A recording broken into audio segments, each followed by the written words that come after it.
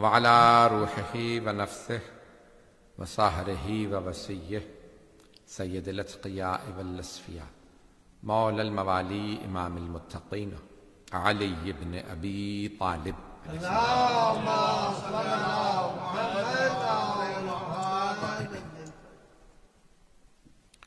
وعلى أوصيائه لا سيما بقية الله في الأرضين روحي وأرواح العالمين لتراب مقدمه الفدا واللعنة الدائمة على أعدائهم أجمعين من الآن إلى قيام يوم الدين. أما بعد فقد قال الله الحكيم في كتابه الكريم بسم الله الرحمن الرحيم يا أيها الذين آمنوا اتقوا الله وكونوا مع الصادقين. صدق الله.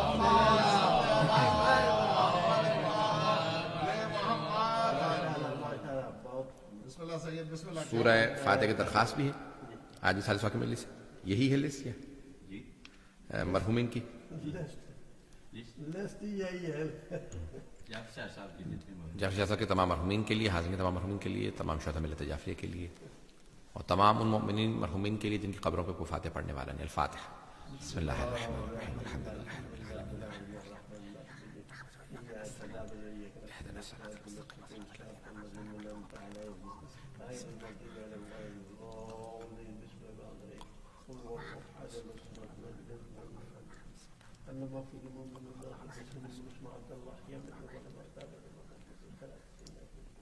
اللهم صل على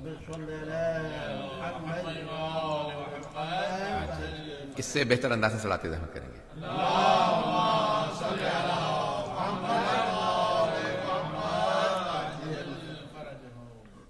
میں نے سورہ توبہ کی آیت نمبر 119 کا انتخاب کیا. ابتدائے سورہ توبہ کے اندر بسم اللہ کی تلاوت نہیں کی جاتی لیکن وسط میں کی جا سکتی ہے، اور اس کی آیت ہے اللہ بڑے واضح الفاظ میں فرمایا یا ایھا الذین آمنوا. خطاب ہے اہل ایمان سے. بسم اللہ بسم اللہ. 2 ہفتے بعد دوبارہ واپس ختم ہے تو اللہ جس سے خطاب کر رہا ہوتا ہے اسے توجہ دینی چاہیے کہ کس سے خطاب ہے. کبھی اللہ کہتا ہے یا بنی آدم، اے بنی آدم اے اولاد آدم. کبھی یا ایھا الذین ہادوا. کتنا اللہ کا پیارا انداز ہے. جیسے مسلمانوں کو پکار رہا ہے ویسے ہی یہودیوں کو بھی پکار رہا ہے تاکہ وہ یہ نہ کہیں ہمیں جب بلایا ہی نہیں قرآن میں تو ہم قرآن کی کیوں سنے ہیں. تو یا ایھا الذین ہادوا، اے یہودیو. تو یا ایھا الذین آمنوا تو یہاں اہل ایمان سے خطاب ہے. تو میں اس کو پہلے پیش کر چکا ہوں اس لیے فوراً آگے بڑھوں گا. یا ایھا الذین آمنوا، اے ایمان والو. اتقوا اللہ، تقوی اختیار کر. بسم اللہ. تو اس کا مطلب ہے ہر مومن متقی نہیں. میں اس بات کو پہلے پیش کر چکا ہوں، توجہ ہے. اللہ کہہ رہا ہے مومنو متقی بن جاؤ. ہر مومن متقی نہیں ہے، نہیں تو اللہ نہ کہتا مومنو متقی بن جاؤ. ہر متقی مومن ہے. چھٹے امام سے پوچھا گیا کہ مولا کہ تقوی کی نشانی کیا ہے؟ تو آپ نے فرمایا کہ جو حرام سے بچے اور خدا کے امر کے سامنے تسلیم ہو جائے وہ متقی ہے. تو تقوی یہ ہے کہ پرہیزگار انسان حرام سے بچے، گناہوں سے بچے. حتیٰ واجب کا ترک کر دینا بھی حرام ہے. واجب کا ترک کر دینا بھی حرام ہے. واجب کو چھوڑنا حرام، یا حرام سے بچنا بھی واجب ہے. پتہ نہیں لوگ ہیں یا نہیں. حرام و واجب متضاد ہیں. جو چیز حرام ہوگی اس کا الٹ واجب ہوگا، جو چیز واجب ہوگی اس کا الٹ حرام ہوگا. بات واضح ہوئی؟ اور مقاصد فکر کا نہیں پیش کر رہا، فقہ جعفری کو پیش کر رہا ہوں. تو اب یہاں پہ اللہ سبحانہ وتعالیٰ فرما رہا ہے یا ایھا الذین آمنوا اتقوا اللہ، اے ایمان والو متقی بن جاؤ، تقوی اختیار کرو، پرہیزگار بنو. وکونوا مع الصادقین، اور فقہ جعفری کو پیش کر رہا ہوں. آدھا مجمع ساتھ ہے آدھا نہیں ہے. خطاب مومنوں سے، پہلا خطاب متقی بننے کے لیے. پھر اللہ یہ کہہ رہا ہے وَكُونُوا مَعَ الصَّادِقِينَ. یہ نہیں کہا سچے بن جاؤ، کہا سچوں کے ساتھ ہو جاؤ. بھائی مومن کو خطاب ہے جب متقی بن جاؤ گے نا تو پھر اس کے بعد صادقین کے ساتھ ہو جانا، کیونکہ سچا بننا تو ایمان کی شرائط میں، تقوی کی شرائط میں نہیں ہے مجمع. بھائی اگر متقی ہے تو اس کا مطلب ہے سچا ہے. تو سچا بننے کی نہیں ہے اللہ کا مطالبہ، یہ نہیں کہ سچے بن جاؤ، کونو الصادقین نہیں کہا سچے بن جاؤ، نہیں، کونو مع الصادقین. کچھ ایسے سچے ہیں جس جیسا بن نہیں سکتے، ان کے صرف ساتھ ہو سکتے ہیں. کچھ ایسے سچے ہیں، آئیں ذرا میں آپ کو کچھ پہچان کروا دوں کہ کیسے سچے ہیں. کچھ ایسے سچے ہوتے ہیں کہ جن کے صرف ساتھ ہو سکتے ہیں، ان جیسے نہیں ہو سکتے. اب نہ کہیے گا ہم جیسے، ہم ان جیسے نہیں ہو سکتے، ان کے صرف ساتھ ہو سکتے ہیں، ساتھ ہو سکتے ہیں. کچھ ایسے سچے ہیں. تو اب سب سے پہلے میں آپ کو سچے وہ دکھا دوں جو میدان مباہلہ میں گئے ہیں.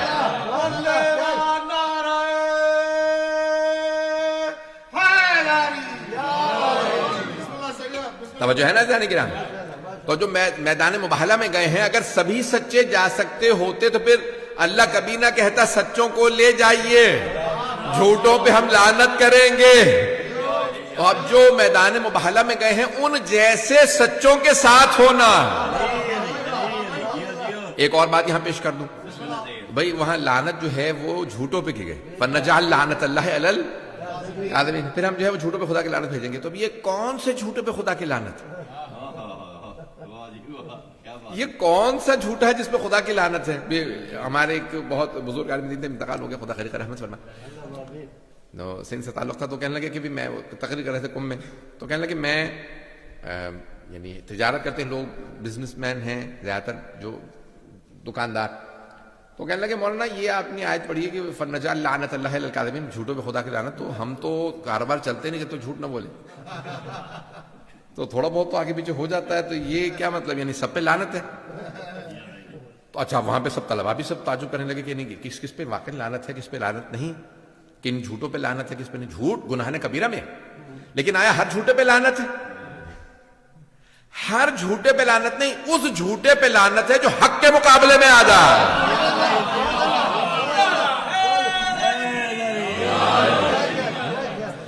جو حق کے مقابلے میں آ جاتا ہے ایسے جھوٹے پہ خدا کی لعنت ہے. جو حق کے مقابلے میں آ جائے، سچوں کے مقابلے میں آ جائے، جو حق والوں کے مقابلے میں آ جائے، چاہے وہ مباہلہ میں ہو چاہے سقیفہ میں ہو.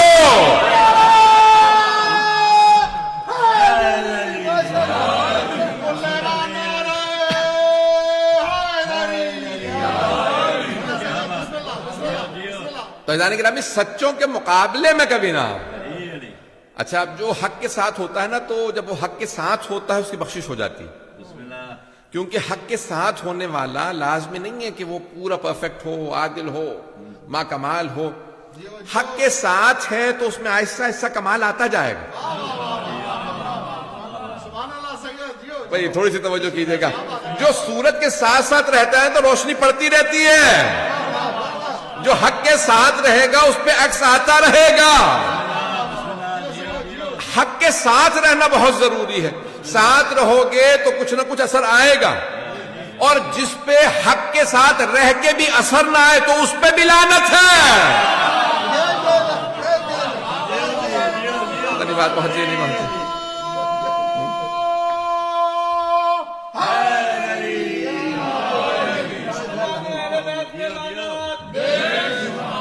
بات پہنچ رہی ہے نا جان کے؟ جو حق کے ساتھ رہے، سچ کے ساتھ رہے، سچوں کے ساتھ رہے، پھر بھی کوئی اثر قبول نہ کرے.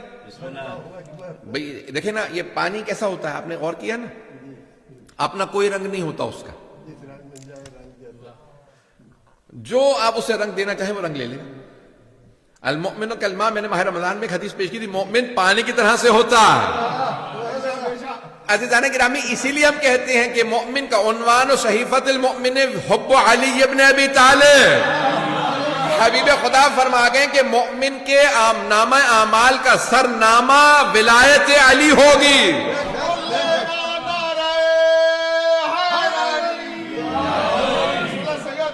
چلیے گا عزیزان گرامی. تو اب یہ حب علی جو ہے وہ صحیفہ مومن کا جو نامہ اعمال ہے، میں جو آج پوری تمہید باندھی ہے، میں جو پیش کرنا چاہ رہا تھا کہ خود ہم سے کا موضوع ہے شریف انسان کی زندگی. عزیزان گرامی، اللہ نے کہا کہ سچوں کے ساتھ ہو جاؤ. صادق نبی نے دین کی بنیاد رکھی، ان کے بعد حدیث بیان کرنے پہ پابندی لگ گئی. اب حدیث کو جب دوبارہ بیان کر کے دین کو ریوائیو کرنا تھا، احیاء کرنا تھا، تو پھر کسی صادق امام کی ضرورت تھی کہ وہ صادق امام اس فقہ محمدی کو زندہ کریں. تو فقہ جعفری ہی فقہ محمدی ہے، وہی فقہ علوی بھی ہے، وہی فقہ فاطمی بھی ہے، وہی فقہ حسنی بھی ہے، وہی فقہ حسینی بھی ہے، وہی فقہ سجادی بھی ہے، وہی فقہ باقری بھی ہے. اور صرف فقہ جعفری نہیں ہے، وہی فقہ کاظمی بھی ہے، وہی فقہ رضوی بھی ہے، وہی فقہ تقوی بھی ہے، وہی فقہ نقوی بھی ہے، وہی فقہ عسکری بھی ہے، وہی فقہ مہدوی بھی ہے.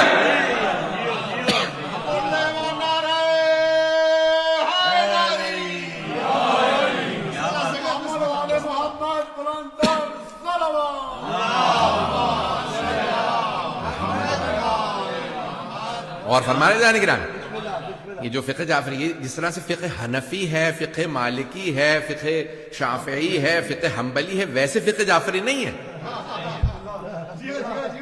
بہت سے کہتے ہیں بھئی یہ اسکول آف تھاٹ ہے، ٹکرا جائیں. یہاں تک کہ ایک صاحب نے کتاب لکھی ہے کہ اگر ائمہ اربعہ سمجھتے ہیں نا، 4 امام جنبے میں نام لیے، ائمہ اربعہ کی اگر تمام چیزوں کو جمع کر دیا جائے، میری اپنی تحقیق نہیں ہے کہ میں نے چاروں فقہوں کو پوری طرح سے اول ذاکر دیکھا ہو، ان کی تحقیق پیش کر رہا ہوں. کہتے ہیں کہ اگر ائمہ اربعہ کے تمام احکام کو جمع کر دیا جائے، حرام کو جمع کر دیا جائے، تو کچھ حلال نہیں رہتا. اتنا تعداد ہے کہ اگر سارے حرام جمع کر دیے جائیں تو کچھ حلال نہیں، اور اگر سارے کے سارے حلال جمع کر دیے جائیں تو کچھ حرام نہیں رہتا. حیدان گرامی، اس طرح سے فقہ جعفری نہیں ہے. فقہ جعفری ہی فقہ علوی ہے، یہی فقہ محمدی ہے. بس میں ایک حدیث پیش کر دوں. میں سمجھتا ہوں کہ میں نے ساری کی ساری مجلس مکمل کر دی. میں پھر آگے بڑھ جاؤں گا، پھر فقہ امام صادق علیہ السلام کو پیش نہیں کروں گا، کچھ اور مطالب پیش کروں گا امام کی زندگی سے. بس یہ ایک حدیث چھٹے امام کی سن لیجیے، سے پلے سے باندھ لیجیے گا کہ چھٹے امام علیہ السلام فرماتے ہیں حرام محمد حرام الی یوم القیامہ وحلالہ حلال الی یوم القیامہ. آپ فرماتے ہیں محمد صلی اللہ علیہ وآلہ وسلم کا حرام قیامت تک کے لیے حرام ہے، ان کا حلال قیامت تک کے لیے حلال ہے. بھئی یہ اور ہوں گے جو کہیں گے کہ ہم رسول خدا کے حرام کو حلال کر رہے ہیں. یہ کھانا تھا، یعنی رسول خدا کے زمانے میں حلال تھا، وہ حرمہما وہ عاقب علیہما، میں اسے حلال کر رہا ہوں. اور پھر اس کے بعد کہیں کہ نہیں رسول خدا کے زمانے میں حلال تھا، میں حرام کر رہا ہوں. عزیزان گرامی، بھائیوں سے پوچھ لیجئے. ہمارے بھائی کہتے ہیں کہ ہم اہل سنت نہیں ہیں، ہم اہل سنت والجماعت ہیں.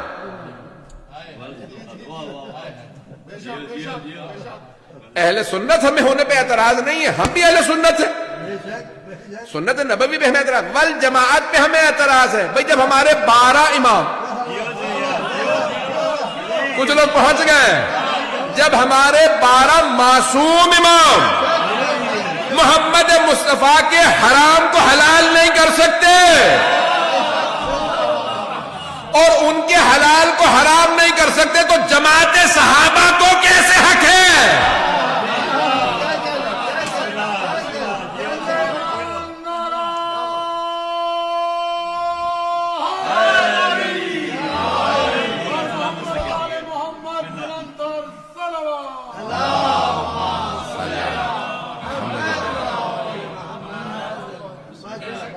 ہمیں صرف اعتراض یہ ہے کہ جماعت کو حق نہیں ہے.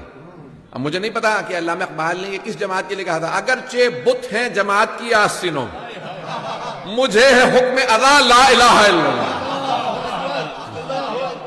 اگر توجہ ہو عزیزان کرام، اب یہ جماعت کا مسئلہ آ جاتا ہے کہ آپ کہیں کہ اس کو بھی مانو جماعت میں، اسے بھی مانو اسے بھی مانو. ہمارا مسئلہ یہ آ جاتا ہے، ہم کہتے ہیں سنت نبوی پہ ہم قربان، اہل بیت پہ ہم قربان، قرآن پہ ہم قربان.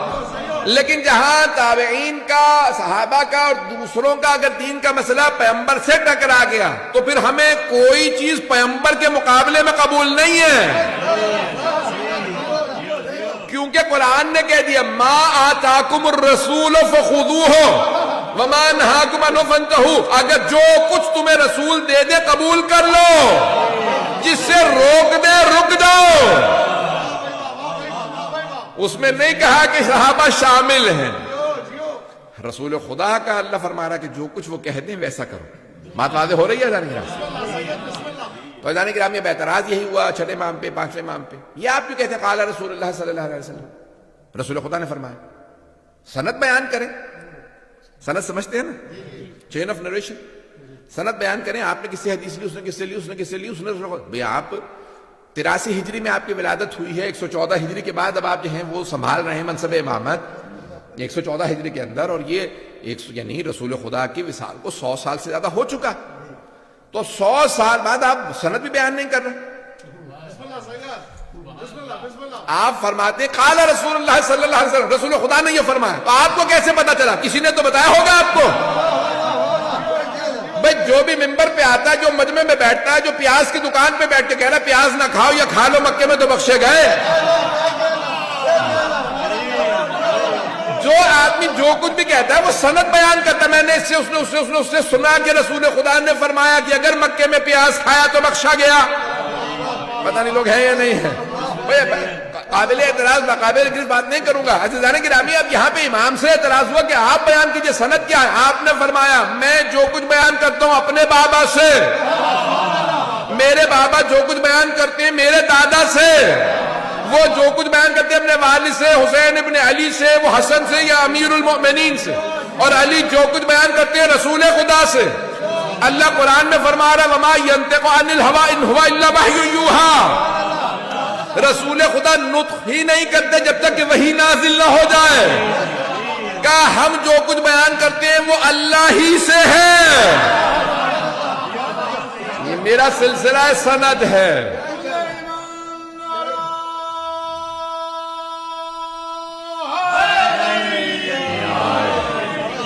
توجہ ہے جانے کی نام ہے. کہیں میرا سلسلہ سند ہے، آج بیان کر دیا، آئندہ بیان نہیں کروں گا. میں جو کچھ بیان کرتا ہوں وہ اسی سلسلے سے. عزیزان کرام، امام کے شاگردوں میں 4000 سے زیادہ شاگرد. سبحان اللہ سبحان اللہ. اچھا یہ ایسے نہیں شاگرد جو الف بے پڑھ رہے ہیں تو وہ بھی شاگرد ہے. اب کوئی مثال کے طور پہ مکتب میں پڑھنے آ گیا، مولا مجھے الف بے پڑھا دیں. مولا یہ تو نہیں کہتے تھے کسی اور سے جا کے الف بے پڑھ لیں. مولا کہتے تھے الف بے پڑھنے آیا، الف بے ہی سکھاؤں گا. لیکن یہ جو 4000 یونیورسٹی میں تھے نا، امام کے جو حوضے میں تھے، یہ 4000 الف بے پڑھنے والے نہیں تھے، وہ مسجد میں آیا کرتے تھے. یہ تو مدینے میں امام علیہ السلام کا حوضہ تھا، بہت بڑی بلڈنگ جو ابھی میں نے خود دیکھی ہے، 2002 تک تو تھی. اس کی دیواریں یعنی خراب ہو گئی تھی، اس کے یعنی کھڑکیاں دروازے توڑ دیے تھے. تو کسی نے کبھی یہاں، میں نے کبھی روک دیں گا نہیں جا نہیں سکتے، اتر نہیں سکتے. میں نے کہا ساری بس رکی رہے، بس میں جلدی سے جا کے زیارت کر کے آ جاؤں. سبحان اللہ. میں زیارت کرنے گیا تو یقین مانیے ایسی خوشبو آ رہی تھی، کھنڈر سے ایسی خوشبو تھی کہ پتہ چلتا تھا صادق آل محمد کے قدم آئے. تو میں کسی کو سنا رہا تھا، کہنے لگے نہیں آپ کے کوئی شیعہ عطر ڈال گئے ہوں گے.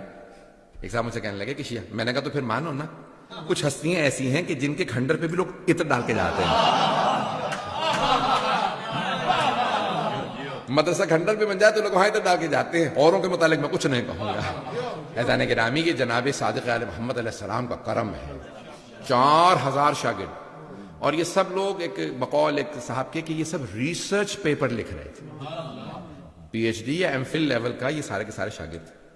اور اس کی دلیل کیا؟ کہ ان کے شاگردوں میں ایک سے ایک قابل آدمی، اور انہی کے شاگردوں میں سے امام ابو حنیفہ بھی ہیں، امام مالک بھی ہیں. امام ابو حنیفہ صرف 2 سال پڑھے، امام مالک 7 سال پڑھتے رہے. اور امام مالک اپنی کتاب میں لکھتے ہیں کہ میں نے نہ کسی کتاب میں پڑھا، نہ دیکھا، نہ سنا اتنا قابل انسان اور اتنا باتقوی زہد والا آدمی جتنا کہ جعفر ابن محمد. اللہم صلی علی محمد.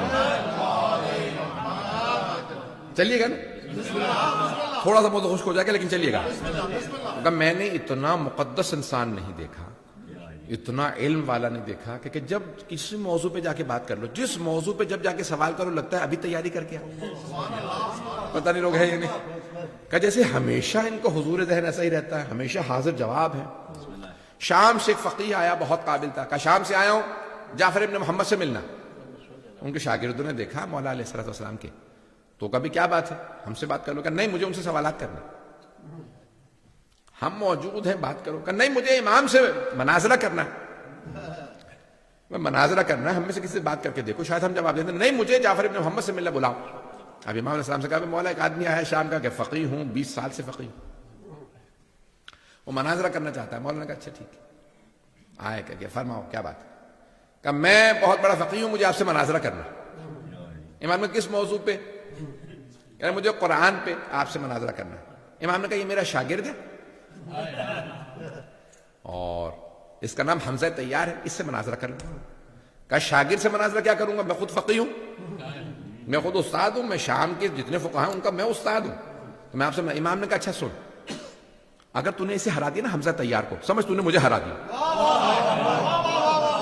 پتہ نہیں لوگ ہیں یا نہیں، میرا شاگرد ہے، میں نے اس کو پروان چڑھایا، اسے میں نے پالا، یہ میرا پروردہ، اسے تو نے ہرایا تو سمجھا مجھے ہرا دیا۔ جا کے اس کے ساتھ وہاں بیٹھ جا، جو تمہیں مناظرہ کرنا ہے سامنے بیٹھ مناظرہ کرے گا۔ تو کبھی سارے لوگ تھے، انہی کے ماننے والے تھے، میں تو روب میں تھا، پتہ نہیں لوگ ہیں یا نہیں، میں پریشر میں تھا، آرام سے یہاں مناظرہ کر لے، جو تو فیصلہ کرے گا کہ تو جیتا تو ہارا، جو تو کہے گا مجھے قبول، پتہ نہیں لوگ ہیں یا نہیں۔ بھئی اکثر ہوتا یہ ہے کہ جب مناظرہ ہوتا ہے نا، ہر آدمی کہتا ہے میں جیت گیا، نہیں ہے لوگ، امام کہہ رہے جو تو فیصلہ کرے گا مجھے قبول ہوگا۔ جب حمزہ طیار کے ہاتھوں چاروں شانے چت، اب یہ اردو والے سمجھ سکتے ہیں، یہ کشتی کے لیے استعمال کیا جاتا ہے، جسے بالکل ایک دوسرا پہلوان چت کر دے نا، فلیٹ کر دے، لٹا دے مار مار کے، تو اسے کہتے ہیں چاروں شانے چت، پتہ نہیں لوگ ہیں یا نہیں۔ جو دوسرا پہلوان اتنی مار کھائے کہ اٹھا تک نہ جائے، بالکل زمین پہ اس کے بازو اور دونوں پاؤں زمین پہ ہل نہ سکے، اتنی مار کھائی ہو، پتہ نہیں لوگ ہیں یا نہیں، اسے کہتے ہیں چاروں شانے چت۔ اب جب وہ چاروں، تو ایک مرتبہ آیا کہا کہ مجھے آپ سے پھر مناظرہ کرنا ہے۔ مولانا نے کہا ابھی تو نے مناظرہ کیا حمزہ طیار سے؟ کہا ہاں، ان سے تو ہار گیا ہوں۔ کہا اب کس موضوع میں مناظرہ کرنا؟ کہا مجھے ادبیات پہ مناظرہ کرنا۔ مولانا نے کہا ذرا بلاؤ ہشام ابن سالم کو، ہشام ابن سالم کو بلاؤ، کہا جائے اس سے مناظرہ کر۔ کہا نہیں مجھے آپ سے مناظرہ کرنا ہے۔ مولانا نے کہا اس سے تو پہلے شاگرد سے تو بحث کر کے دیکھ لے، مناظرہ کیا، پھر واپس آ کر مجھے آپ سے مناظرہ کرنا ہے۔ مولانا نے کہا ابھی تو نے کیا مناظرہ، کہا اس سے تو ہار گیا ہوں، مجھے آپ سے مناظرہ کرنا ہے۔ مولانا نے کہا اب کس موضوع پہ؟ کہا علم کلام پہ۔ امام نے کہا ہشام ابن حکم کو بلاؤ، لوگ ہوں، ایک مرتبہ کا توحید میں کروں گا۔ امام نے کہا بلا، مختلف شاگردوں کے نام لیتے رہے، کہا جس موضوع پہ تو کہے گا شاگرد ہے۔ ہر شاگرد سے ہارتا رہا، آخر میں کہا اب فقہ پہ مناظرہ کروں گا۔ امام نے کہا زرارہ کو بلاؤ۔ زرارہ اپنے آئین سے ہارا، جب کہا کیسے کیسے شاگرد ہے جس کے ساتھ بیٹھو ہلنے نہیں دیتا، چاروں طرف سے علمی دلیلیں لے کے آتا، لگتا ہے علم اسی پہ اترا۔ امام نے کہا ہم نے سکھایا۔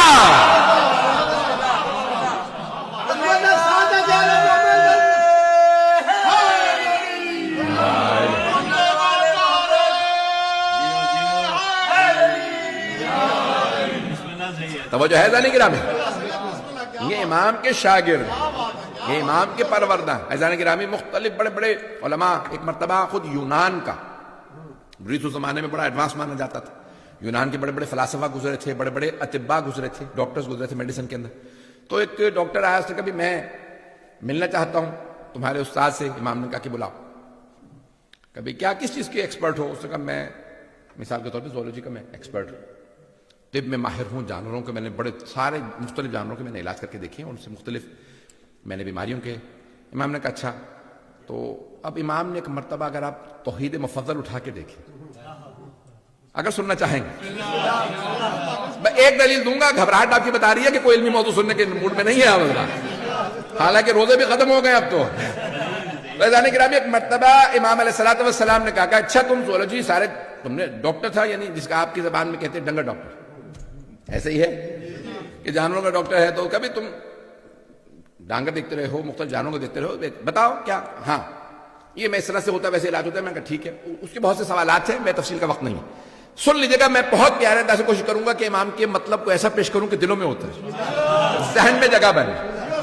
تو امام علیہ السلام نے کہا تم نے دیکھا ہے کہ پرندے جو ہیں وہ انڈے دیتے ہیں، بہت سے ریپٹائل جس کہا جاتا ہے وہ بھی انڈے دیتے ہیں، فش ہیں انڈے دیتی ہیں مختلف۔ کہا ہاں۔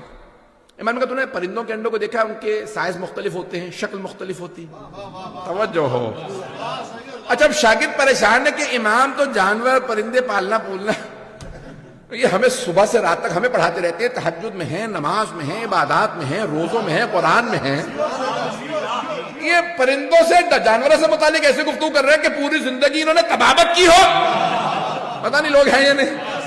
اب شاگرد بھی پریشان ہے کہ ہمیں ساری زندگی پڑھاتے میں ہو گئی، یہاں تک کہ حضرت زرارہ نے کہا مولا جب آپ کے بابا پڑھاتے تھے نا تو میں بچہ تھا، آپ کے پاس بیٹھتا تھا، آپ مجھے حج پڑھاتے تھے، مولا یہ 35 سال ہو گئے مجھے پڑھتے ہوئے، یہ فقہ کب ختم ہوگا؟ امام علیہ السلام نے فرمایا زرارہ وہ حج جو جناب آدم کی خلقت سے 2000 سال پہلے شروع کیا، تم چاہتے ہو سارا پڑھا دو؟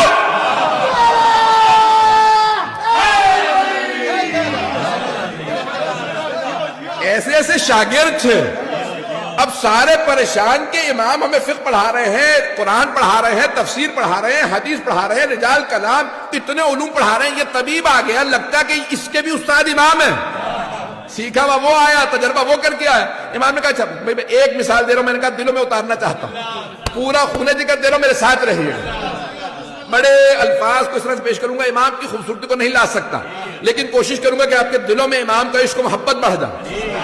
حضرت گرامی امام نے کہا کہ تم نے دیکھا کہ مختلف پرندے انڈے دیتے ہیں، کہا ان کے سب پرندوں کے رخ الگ الگ ہوتے ہیں، ان کے رنگ الگ الگ ہوتے ہیں، پرندوں کے رنگ الگ الگ ہوتے ہیں، کبوتر ہی اگر آپ دیکھیں تو کتنے ہی رنگوں کے کبوتر ہوتے ہیں، مرغیاں رنگ برنگی ہوتی ہیں، کتنے رنگوں کی ہوتی ہیں، کتنے پرندے، سب کی بولیاں الگ الگ، بولیاں الگ الگ، چونچیں الگ الگ، آنکھیں الگ الگ، کچھ تیرنے والے کچھ اڑنے والے۔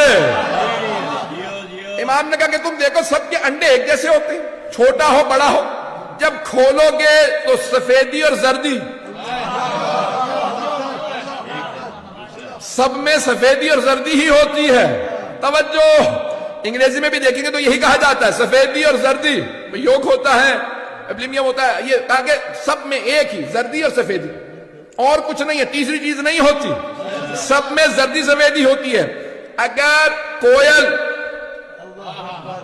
کہیں جا کے بے کے گھونسلے میں انڈا رکھ دے، اس کا انڈا گرا دے، اب سیک رہی ہے اس کو بیا سیکے گا، پھر بھی کوئل ہی کا چوزا نکلے گا۔ توجہ بھائی، انڈے بدلتے رہیں اس میں سے وہی نکلے گا، اتنے سب میں ایک ہی زردی ایک ہی سفیدی، لیکن جب چوزے نکلتے ہیں بولیاں الگ الگ، رنگ الگ الگ، پر الگ الگ، بنانے والے کو پتا ہے کس کے انڈے میں کیا اثر رکھنا ہے۔ وہ خالق اتنا باریک بین ہے، اتنی فائن لائن ڈرا کرتا ہے کہ کبھی دھوکہ نہیں ہوتا یہ کس کا انڈا تھا۔ پتہ نہیں لوگ پہنچے یا نہیں پہنچے، جس کے اب امام عزیزان گرامی، اس کی اگر آپ جتنی گہرائی میں سوچئے گا اتنا زیادہ آپ کو سوچنے پہ مجبور ہوں گے کہ بیان کرنے والا صرف وہی ہو سکتا ہے جو حجت خدا، حجت خدا کے علاوہ کوئی بیان نہیں کر سکتا، یہ وہی بتا سکتا ہے جسے اللہ نے علم دے کے بھیجا ہو، یہ وہی بیان کر سکتا ہے اس کی خلقت کا ہدف کیا تھا، کہ اتنے پرندوں کے اندر اتنی بولیاں، اتنے رنگ، اتنی نسلیں، اور اس کے اندر کتنی انواع اقسام کے پرندے ہیں، ان میں کچھ اڑنے والے ہیں، اور پرندوں کے پر ہوتے ہیں، بہت سے اڑ نہیں پاتے ہیں، کچھ تیرتے ہیں کچھ تیر نہیں پاتے ہیں، کچھ پانی میں ڈالو تو مر جائیں گے، کچھ پانی نہ ہو تو مر جائیں گے، پتہ نہیں لوگ ہیں، تو یہ ساری باریکیاں اللہ نے خلق کی۔ کہا آپ نے بات تو بہت بڑی کی، یہ بتائیے کہ آپ کے نزدیک انسانی بیماریوں کی جڑ کیا ہے؟ امام نے کہا میدا، نہیں پہنچا سکا، تو کہا کیوں؟ کہا کیونکہ انسان جو کچھ خوراک کھاتا ہے میدے میں جب وہی انسان بنتا ہے، وہی کچھ اس پہ اثر کرتی ہے۔ یہ انگریزوں نے آج اپنے ٹی ویوں پہ پروگراموں کے نام رکھے ہیں، you are what you eat, نہیں ہے لوگ، ایسا ہے یا نہیں ہے؟ You are what you eat 1400 سال پہلے، نہیں 1400 نہیں 1250 سال پہلے جعفر الصادق علیہ السلام فرما گئے میدے کا خیال رکھو باقی سب صحیح ہو جائے گا۔ یہ انسان جو کچھ کھاتا پیتا ہے ویسا ہی ہو جاتا ہے، اسی لیے کہا شراب سے اجتناب کرو، حرام سے اجتناب کرو، گناہوں سے اجتناب کرو۔ ان تمام چیزوں کے آپ کی روح پہ اثر ہوں گے، جسم پہ اثر ہوں گے، بینائی پہ اثر ہوگا، یہاں تک کہ مختلف چیزیں، مولا یہ بیماری یہ پریشانی ہے کیا کروں، یہ چیز کھا لیجیے۔ عزیزان گرامی، اس زمانے میں جہاں میڈیسن نہیں ہے، امام بتا رہے ہیں کہ مختلف چیزوں کے اثرات ہیں، اور بعد میں سائنس نے ڈسکور کیا کہ بھئی یہ مختلف جو آپ کے جو یہ جتنے بھی یہ نٹس ہوتے ہیں ان کے سب کے اثرات ہیں کہ بھئی جو شوگر والے ہیں ان کو ہارٹ اٹیک نہ ہو جائے یا اخروٹ کھا لیجیے، یہ چیزیں بتاتے ہیں یا نہیں بتاتے؟ چلیں آپ لوگ سننا نہیں چاہتے، میں آگے بڑھوں گا. عزیزان گرامی، یہ امام صادق علیہ السلام کا کمال ہے، جیسے شاگرد آ جائیں گے امام اس کے حساب سے سکھا رہے. ایک سادہ سی مثال دینا چاہتا ہوں. لندن کی ایک یونیورسٹی کے اندر میں نے 15-16 سال پہلے میں نے ایک پی ایچ ڈی کے لیے اپلیکیشن دی. تو انہوں نے کہا کہ بھئی یہ موضوع، انہوں نے مجھے فون کیا، میں یہاں پہ فیکلٹی کی ہیڈ خاتون پروفیسر ہوں، یہ نام ہے. یہاں پہ ہمارے پاس کوئی بھی اتنا کو قابل آدمی نہیں جو کہ اس پی ایچ ڈی کو سپروائز کر سکے. سپرویژن ہمارے کرنے کے لیے ہمارے پاس نہیں. میں نے کہا میں آپ کو کوئی بتا دیتا ہوں کہ وہ سپروائز کر سکتے ہیں. کہ ہم ایک اسٹوڈنٹ کے لیے ایک آدمی نہیں لا سکتے، یہ ہمیں بہت زیادہ کاسٹ آئے گی. تو میں نے کہا آپ اس یونیورسٹی میں کتنے اسٹوڈنٹس ہوں گے؟ کہ 20,000 سے زیادہ. توجہ، پڑھانے والے کتنے ہیں؟ پروفیسر، اسسٹنٹ پروفیسر، لیکچر، ان کو تو کئی 100 ہیں، ہنڈریڈز. توجہ. اچھا ایک ڈپارٹمنٹ میں آپ اکیلی ہیں؟ نہیں. اس نے کہا ایک ڈپارٹمنٹ میں اکیلا آدمی ہو ہی نہیں سکتا، کیونکہ ڈپارٹمنٹ کے اندر اسپیشلائزیشن سب کا الگ الگ نہیں ہے. مجمع ہر ڈپارٹمنٹ میں ایک ہی فزکس کا ڈپارٹمنٹ ہے، اس میں ایک پروفیسر نہیں ہے، کئی پروفیسرز ہیں. نہیں ہے مجمع میرے ساتھ؟ آپ انگلش کے ڈپارٹمنٹ میں چلے جائیں، انگلش ہے، لینگویج ہے، کیا مصیبت ہے؟ اتنے ڈپارٹمنٹ میں لوگ کیوں ہیں؟ کبھی سب کا اسپیشلائزیشن الگ الگ ہے. کوئی لٹریچر کا ہے، کوئی کمپیریٹو اسٹڈیز کا ہے، کوئی لنگوسٹکس کا ہے، کوئی لینگویج کا ہے، کوئی گرامر کا ہے. نہیں ہے مجمع؟ ایک ہی زبان ہے، اس کے اندر اتنے پروفیسر کا نہیں. 15 20 30 بعض کا پروفیسر ہیں ایک ڈپارٹمنٹ میں. اس لیے نہیں کہ اسٹوڈنٹ زیادہ ہیں، اسپیشلائزیشن الگ الگ ہے. اتنی بڑی یونیورسٹی، 20,000 سے زیادہ وہاں پہ اسٹوڈنٹس، 500 سے زیادہ پروفیسر لیکچرر، لیکن امام صادق کے ایک شاگرد کو پی ایچ ڈی نہیں کرا سکتے. 4,000 شاگرد چھٹے امام کی بارگاہ میں پی ایچ ڈی کر رہے تھے.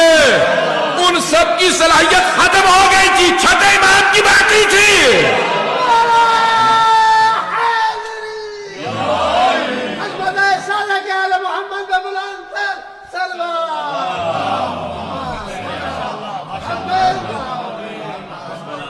توجہ فرمائی جانے گی. وہ سب کے سب پڑھ رہے تھے الگ الگ علوم، پڑھانے والے ایک، اور وہ کہہ رہے تھے کب تک یہی پڑھاتے رہیے گا، کچھ اور پڑھائیے. نہیں ہے مجمع؟ امام علیہ السلام جانے کی. میں بس ایک واقعی طرف اشارہ کروں گا کہ امام علیہ السلام سے، ابھی کسی بھی امام کا ہو، کہ امام علیہ السلام سے ایک شاگرد نے کہا کہ مولا یہ آدمی آیا تھا، وہ اپنی زبان میں بات کر رہا تھا، آپ ان کے ملک گئے ہیں؟ پتہ نہیں لوگ ہیں یا نہیں. مولا نے کہا کیوں؟ کہا ان کی زبان آپ روانی سے بول رہے تھے، نہ آپ نے انٹرپریٹر بلایا ہے، نہ پوچھا کون سی زبان ہے یا کہ کیسے کو بات بتایا تو صحیح کہ کس زبان میں بات کر رہا ہے، کہاں سے آیا ہے. تو مولا آپ نے اس کی زبان میں اسی سے روانی سے بات کی. امام مسکرائے. امام نے کہا ذرا کنکری دینا. اٹھائی. امام نے لعاب دہن لگایا کہ منہ میں رکھ. اس نے وہ کنکری منہ میں رکھی. اب سارے شاگرد دیکھ رہے ہیں کہ کیا کر رہے بہت تیزی سے، 1 2 3 4 5 گن رہا بہت تیزی سے. کیا گن رہے ہو؟ 70 تک گیا. کہ امام کے لعاب دہن کو میں نے اپنی زبان پہ رکھا، 70 زبانیں تو مجھے ازبر ہو گئی ہیں.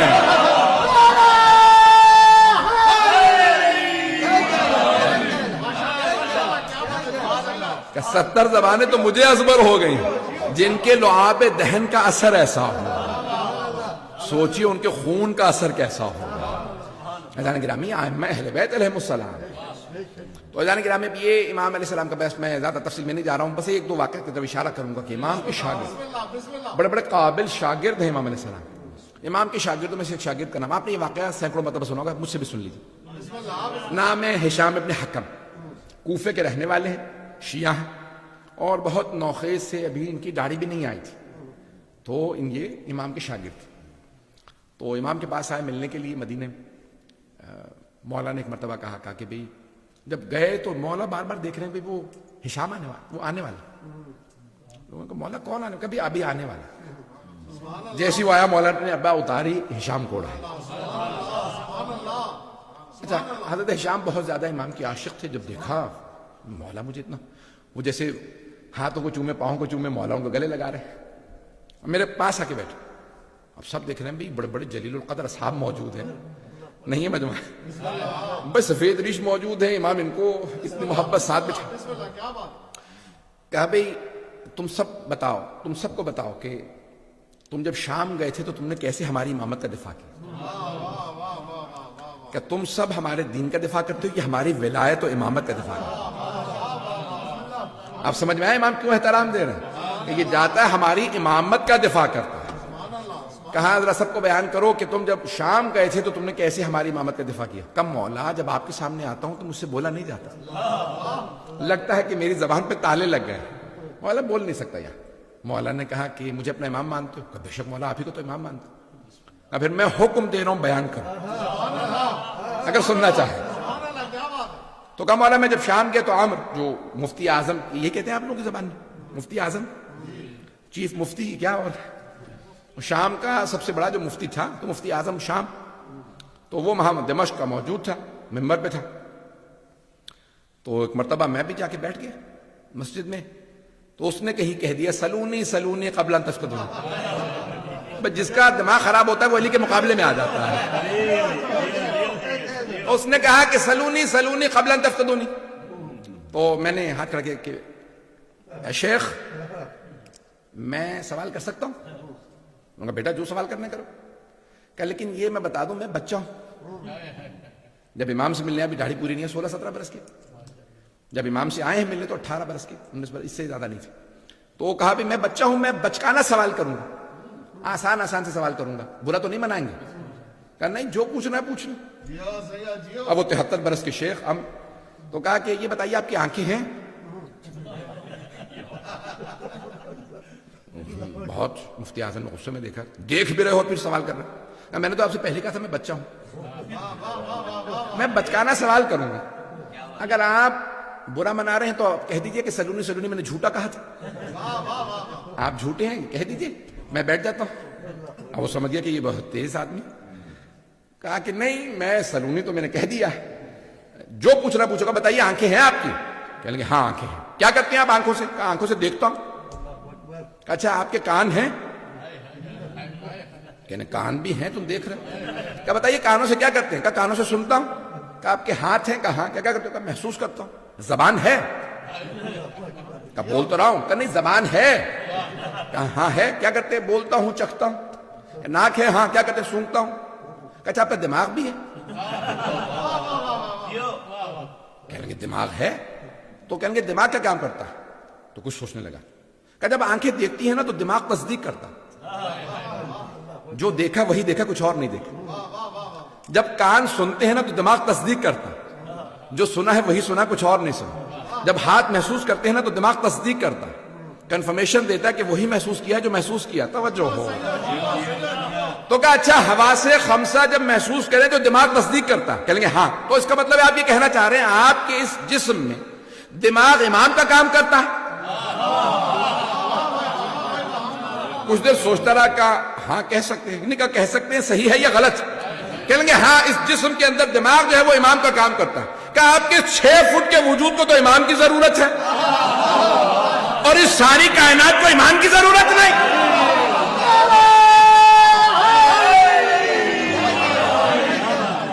توجہ فرمائی.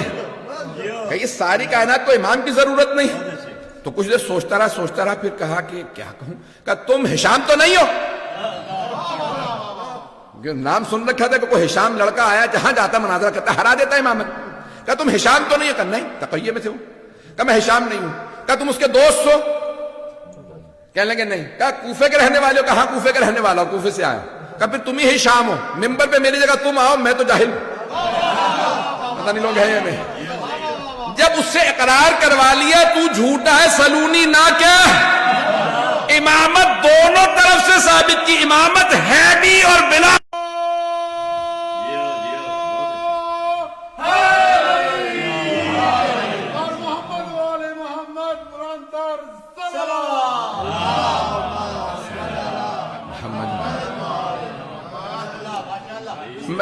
میں نے آپ سے کہا تھا واقعہ آپ نے سن رکھا ہوگا.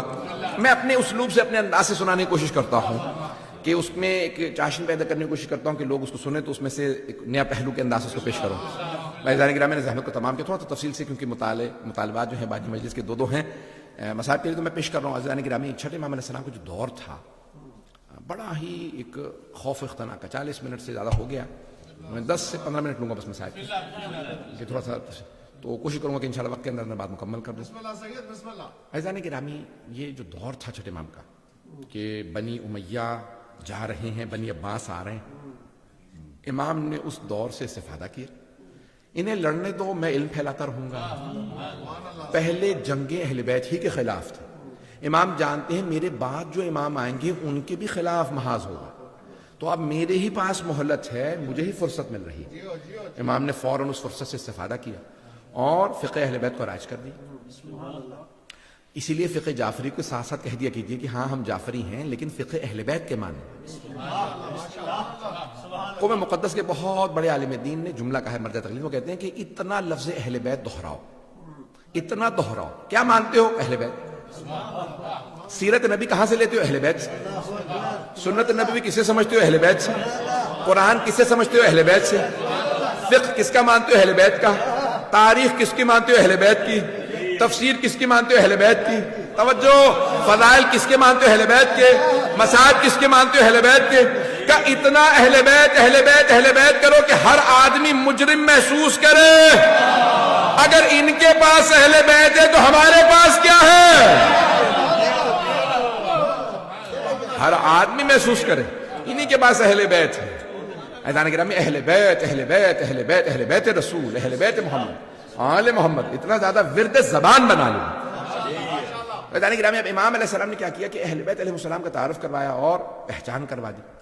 148 ہجری میں امام کی شہادت ہوئی ہے. منصور دوانقی نام، عباسی خلیفہ ہے. پہلا تھا عبداللہ صفاح. صفاح کہا جاتا تھا صفاح، بہت ہی ظالم، خون بہانے والا.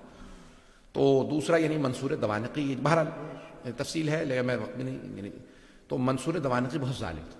اس نے امام کو کئی مرتبہ زہر دلوانے کی کوشش کی.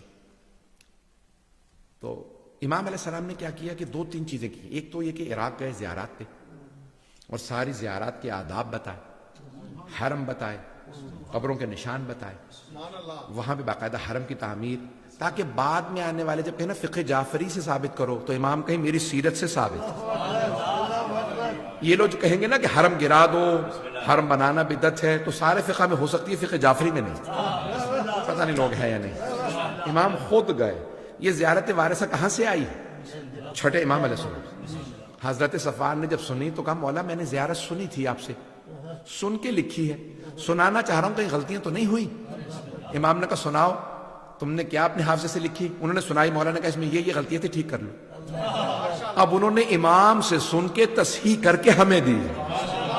پتہ نہیں لوگ ہیں یا نہیں. پھر کہا مولا آپ نے کربلا میں ایک زیارت پڑھی تھی، زیارت عاشورہ. مولا میں نے لکھی ہے. امام نے کہا سناؤ. پھر کہا اس کے بعد مولا آپ نے ایک دعا پڑھی تھی، امام نے کہا اس کا نام دعا القمہ. ہاں مولا یہ سناؤ. امام نے تصحیح کی. تو یہ ساری حضرت صفوان سے آئی. اب میں یقین مانیے کہ دل کر رہا کہ آدھا گھنٹہ بے شک مسائل پڑھوں لیکن وقت نہیں. اب امام نے کہا کہ مولا آپ ہر حرم پہ گئے، نبیوں کے انبیاء کی زیارت ہے، نبیوں کی زیارت کی، امام حسین کی، کسی بھی آپ نے زری پہ، کسی بھی قبر مطہر پہ اتنا احترام نہیں کی جتنا یہاں. 40 قدم تک امام نے پشت نہیں کی، الٹے پاؤں پیچھے ہٹتے رہے. نہیں تو اکثر ہوتا 10-15 قدم بعد، 20 قدم بعد. کہا 40 قدم مولا آپ نے پشت نہیں کی. مولا یہاں کون ہے؟ کہا یہاں ہمارے جد امجد، یہاں علی بن ابی طالب علیہ السلام، یہاں ہمارے کیا. مولا میں یہاں یہ نشان لگا دوں؟ مولا نے کہا ہاں لیکن اعلان نہ کرنا، ابھی بھی میرے جد کے دشمن بہت زیادہ ہیں، خاص شیعوں کو بتانا. کہا مولا میں خاص شیعوں کو لا سکتا ہوں؟ کہا ہاں لا سکتے ہو. کہا اچھا مولا ہاں. بس وہ گئے، انہوں نے فوراً نشان لگا لیا. پھر 8ویں امام کے زمانے میں اعلان ہوا. اب چھٹے امام علیہ السلام نے پہلے کربلا گئے، سارے زیارات سب کچھ بتایا، یہاں کون کس طرح سے، یہ نشان، یہ مصائب. جب امام جاتے روتے. کا مولا کیوں رو رہے ہیں؟ کہ اس مقام پہ میرے چچا گرے تھے. اب یہ امام علیہ السلام نے مقامات بتائے تو حضرت صفوان نشان لگاتے رہتے. اچھا مولا یہاں کیا ہوتا؟ کہ یہاں خیموں کے نشان تھے. اب تو جلا دیے گئے تھے نا خیمے، تو آگ لگ گئی تھی. مولا نے کہا یہاں میری پھپھیوں کے خیمے تھے. بس ایک مرتبہ کسی نے سوال کیا کہ مولا اس مقام پہ کیوں رو رہے ہیں؟ کہا میرے جد کا ایک چھوٹا سا بچہ تھا، اسے ہرملہ نے تیر مارا تھا. امام نے بڑی تفصیل سے ہر ایک مسائل بتائے. تو حضرت صفوان روتے بھی، امام کو دیکھتے روتے ہیں. اور پھر کہا کہ مولا ایک مرتبہ جب مولا واپس آ گئے، مدینے آئے، تو منصور دوانت ملعون نے ایک رات امام کے گھر کو آگ لگوا دی۔ اب آپ سوچیں کہ اس امام پہ کتنے کتنے ظلم ہوئے۔ رات کا وقت تھا، امام گھر میں سو رہے تھے، امام کی بیٹیاں بھی اسی گھر میں تھیں۔ رات کے وقت امام کے گھر کو آگ لگوا دی۔ بس گھر کو آگ لگنا تھی، امام فوراً صحن میں آگے، خادم فوراً پانی ڈالنے لگے، آگ بجھا رہے تھے۔ امام نے نہ جانے کیا دیکھا، دیوار سے ٹیک لگا کے بیٹھ گئے اور زارو قطار رونے لگے۔ جب امام کو روتا دیکھا تو ایک خادم نے پوچھا، مولا نہ آگ بجھانے میں آپ مدد کر رہے ہیں، نہ گھر سے باہر جا رہے ہیں، صحن میں بیٹھ کے روتے چلے جا رہے ہیں، مولا کیا بات ہے؟ کہا مجھے شام غریبہ یاد آ گئی، مجھے شام غریبہ یاد آ گئی۔ مولا کیوں شام غریبہ یاد آ گئی؟ کہا دیکھ رہے ہو میری بیٹیاں دیکھ رہی ہیں میں صحیح سالم، مجھے چوٹ نہیں لگی، لیکن میری بیٹیاں کبھی مشرق سے مغرب میں دوڑتی ہیں، کبھی مغرب سے مشرق میں دوڑتی ہیں، لیکن جب میرے جد حسین مارے گئے تھے، میرے دادا سجاد چٹائی پہ پڑے تھے، کبھی اس خیمے سے بیویاں اس خیمے میں، میری پھپھیاں خیموں سے خیمے بدلتی تھی۔ اجرکم اللہ، اجرکم اللہ۔ امام علیہ السلام اتنا مولا عرصہ گزر گیا، مولا 50 برس سے زیادہ عرصہ گزر گیا، 60 برس ہو گئے، آپ پھر بھی شام غریبہ یاد کر رہے ہیں۔ مولا شام غریبہ نہیں بھلا سکے۔ سنیں گے ذرا چند جملے سن لیجیے، اس سے پہلے مولا کی پوری شہادت پڑھوں، وہ جملے اور سن لیجیے۔ امام کے گھر میں مجلس ہو رہی تھی، آپ جانتے ہیں یہ لفظ مجلس یہ بڑا آسان ہے، آج آپ مجلس برپا کر لیتے ہیں کہ آپ کو کوئی روکتا نہیں ہے۔ پرانے زمانے میں مجلسوں پہ پابندیاں تھیں، حتیٰ مدینے میں مجلس پہ پابندی تھی، بنی عباس کا دور تھا، تو چھٹے امام کے گھر میں مجلس ہو رہی۔ ایک آدمی آیا، کہا مولا کیا بات ہے، اتنا افسردہ آپ کو کبھی نہیں دیکھا، اتنا مولا آنکھوں میں آنسو ہے۔ مولا نے کہا تمہیں نہیں معلوم؟ وہ مولا کے ننیحال سے دور کے رشتہ دار تھے۔ مولا نے کہا تمہیں نہیں معلوم؟ کہا نہیں مولا۔ کہا کہ تمہیں نہیں پتا یہ ایام محرم کے ایام ہیں، عاشورہ آ گیا ہے، ہم عاشورہ کی وجہ سے رو رہے ہیں۔ ایک مرتبہ کہا مولا حکومت اعلان نہیں کرتی، کبھی بتاتی نہیں ہے، ہمارے ذہن میں نہیں تھا۔ تو ایک مرتبہ مولا نے ان کو دیکھنے کے بعد کہا تمہارے والد شعر کہا کرتے تھے، مرثیہ بھی آپ پڑھتے ہیں نا، نوحہ پڑھیں گے، یہ شعر کی شکل میں ہوتے ہیں۔ تو کہا کہ میں مرثیہ کہا کرتے تھے تمہارے والد، تم بھی مرثیہ کہتے ہو؟ کہا میرے جد حسین کی شان میں کوئی مرثیہ کہا ہے؟ کہا مولا میں نے کہا۔ کہا سناؤ میں رونا چاہتا ہوں۔ اب وہ جب سنانے لگا مولا نے کہا رک جا ابھی نہیں، ایک خادم کو بلا کر ادھر آؤ، ذرا یہاں چادر کھینچ دو، یہاں چادر کھینچ دو۔ اس نے چادر لگا دی، پھر ایک خادمہ سے آواز ہے کہ کہا ذرا میری ماں سے کہو مجلس ہونے والی ہے۔ امام صادق کی والدہ حضرت ام فروا بنت قاسم ابن محمد ابن، ایک مرتبہ کہا میری ماں سے کہو مجلس ہونے والی ہے، میری بہنوں سے کہو مجلس ہونے والی ہے، میری بیٹیوں سے، میری زوجہ سب سے کہو مجلس۔ خادم آ گئی مجلس ہونے والی ہے۔ ایک مرتبہ امام نے کہا اب مجلس شروع کر دے، میری ماں آ گئی۔ امام کی والدہ گرامی، امام کی زوجہ، امام کی بہنیں، امام کی بیٹیاں سب آ کے بیٹھ گئے۔ تو اب عزیزان گرامی جب مجلس پردے کے پیچھے ہو رہی ہو نا تو بعض اوقات خواتین کی آواز آنے لگتی ہے۔ امام کی والدہ بہت بزرگ تھی، جب انہوں نے مولا حسین کا نام سنا نا اونچی اونچی رونے لگے، واہ حسین واہ حسین ہائے حسین، بلند آواز سے رونے لگے۔ اچھا وہ مرثیہ پڑھنے والا امام کی والدہ کے خاندان سے تھا، اس نے ایک مرتبہ آواز دے کے کہا اے ام فروا اگر آپ زیادہ روئیں گی نا تو آپ کا بیٹا امام صادق آپ کو گلے لگائے گا، کہے گا اماں اور نہ رو، اے مادر گرامی صبر کیجیے۔ لیکن اے ام فروا جب آپ کی پھپھیاں روتی تھی انہیں تازیانے مارے جاتے تھے۔ اجرکم اللہ، اجرکم اللہ۔ میں یہی ختم کر دیتا، 2 منٹ کی زحمت دوں گا، وقت تمام ہو چکا۔ اجرکم اللہ۔ بس اس سے پہلے کہ نوحہ خوانی ہو، ماتم ہو، ایک مرتبہ امام کے ہاں مجلس ہو رہی ہے، سن لیں گے؟ مجھ سے کہا تھا امام جعفر صادق علیہ السلام کے ساتھ ساتھ امام موسیٰ کاظم کے بھی 2 جملے پڑھ دوں۔ جب مجلس ہو رہی تھی نا امام کی والدہ رو رہی تھی تو سب رونے لگے, امام کے بچے بھی رونے لگے. امام نے خادم کو آواز دی, سارے مدینے والے امام کے گھر پہ جمع ہونے لگے. گھر پہ آ کے سب کہنے لگے, ارے کیا ہو گیا, کسی کا انتقال تو نہیں ہو گیا, یہ ایسے لوگ رو رہے ہیں. امام نے کہا الباب الباب, دروازہ بند کر دو. ایک آدمی نے دروازہ بند کیا, پوچھا مولا کیا بات ہے؟ کہا میرا بیٹا بے ہوش ہو کے گر گیا. یہ ہو نہ ہو امام موسیٰ کاظم تھے, روایت میں نام نہیں ہے, لیکن ایک بچہ کہتا ہائے میری پھپھیاں, ہائے میرے جد حسین. اجرکم اللہ, اجرکم اللہ. بھائی ہر امام علیہ السلام کا تابوت برآمد ہو, لیکن میں کہوں 4 تابوت بڑے ہی مظلومیت کے تابوت ہیں. میں جملہ پیش کر رہا ہوں. شاہ صاحب نے مجھ سے کہا تھا کہ بھی امام موسیٰ کاظم علیہ السلام کے 2 جملے ضرور پڑھ دیجئے گا. پیش کروں آپ کے سامنے. کہتے ہیں تاریخ کا سب سے بڑا جنازہ شاید امام جعفر صادق کا ہے. مدینے سے باہر سے لوگ آ گئے, 7ویں امام نے بڑے اہتمام سے غسل و کفن دیا, خود جنازہ پڑھایا. میرا جنازہ موسیٰ کاظم پڑھائیں گے. ہر باپ کو حسرت ہوتی ہے میرا غسل و کفن میرے بیٹے کرے, میرا جنازہ میرا بیٹا پڑھائے, لیکن ہائے رے امام حسین, جنازہ میں گور و کفن پڑا رہا, دھوپ میں لاشا تھا. اجرکم اللہ. آخری جملہ, بس بھی وقت تمام ہو چکا. 4 میں تابوت پیش کر رہا تھا, بس بھی میں نے سارے مصاحب چھوڑ دیے. 3 تابوت 4 ہیں, میں 3 پیش کروں گا. 4 تابوت بڑے مظلومیت کے تابوت ہیں. پہلا جناب فاطمہ الزہرا کا, رات کی تاریکی میں تابوت اٹھا, بڑا مظلومیت کا تابوت ہے. وقت نہیں ہے, میرے ساتھ رہیے گا, کوئی رونے میں بخل نہ کرے. دوسرا تابوت ایک زندان میں اٹھا, ایک بیمار بھائی نے ہاتھوں پہ چھوٹا سا لاشا, آواز دے کے کہا 72 کے عزادار بابا.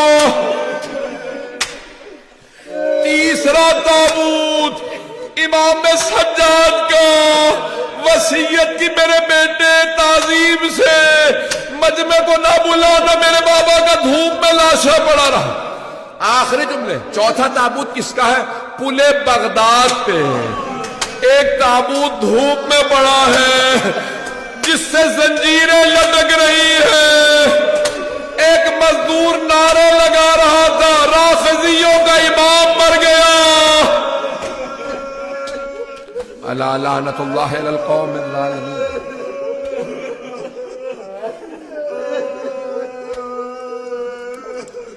وَسَيَعْلَمُ الَّذِينَ ظَلَمُوا أَيَّ مُنْقَلِبٍ يَنْقَلِبُونَ. بس بھئی ہاتھوں کو بلند کیجئے گا. ایک جملہ صرف پیش کروں گا. 6 امام کی شہادت کا, جب ایک مرتبہ سادات حسنی کو گرفتار کر کے لے جا رہے تھے, امام کو پتا چلا کہ گرفتار کر رہے ہیں, فوراً امام ننگے پاؤں گھر سے دوڑتے ہوئے باہر آئے. کہا رہنے دو, ہم پہ پہلے بڑے ظلم ہو گئے ہیں, ان سادات کو گرفتار نہ کرو. جب وہ لے جا رہے تھے نا, تو ایک مرتبہ کسی ملعون نے ایک نیزہ جس میں زہر بجھا ہوا تھا, امام صادق کا کسی نے کرتا کھینچا, دوسرے نے پشت میں نیزہ مارا, اسی میں زہر تھا. ایک مرتبہ جب امام 65 برس کے ہیں, جیسے امام کے نیزہ لگا امام زمین پہ گرے, آواز دی اپنے بیٹوں کو مجھے اٹھا کے لے جاؤ. امام سے اٹھا نہیں جا رہا تھا, زہر سرایت کر گیا تھا. میں آواز دے کے کہوں یا امام جعفر صادق, اے مولا آپ نے بیٹوں کو آواز دی مجھے اٹھا کے لے جاؤ. مولا لیکن ایک امام ذوالجناح سے گرے, انہوں نے نہیں کہا میرے بیٹوں مجھے اٹھاؤ, آواز دی اماں میں گر گیا.